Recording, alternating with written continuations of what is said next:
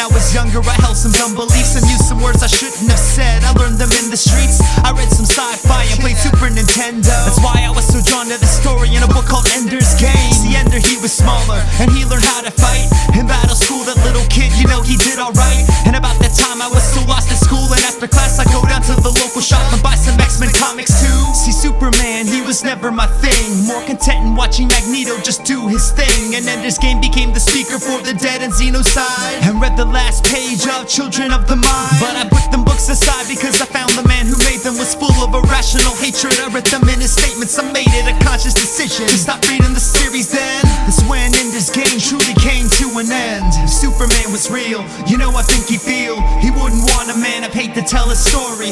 If Superman was real, you know the Man of Steel, he'd say all people could just share in the glory. In the sun because it shines on like all shapes and colors, sisters and brothers. He'd want humanity to just love one another, whether same sex or hetero. He'd say it's better though if you find love, don't let it go, you are not alone. Now that I'm older though, I learned from past mistakes. Back when I was an ignorant ingrate, I've changed my ways. That's why I can't forgive the art for the creator, because I know that views can change later, but Card is still a hater. And hate has got no place nowhere on Superman's face, not from the dirt on his boots or every tear in his cape. He fought for something great, and greatness lies in helping the world come together. For every Lex Luthor, neocon, whatever, and we can all change for the better. And there's few things that's better. Example through stormy weather, whether rain or shine, you know that S on his chest stands forever. That's why Superman is just better than some author with a record of hate.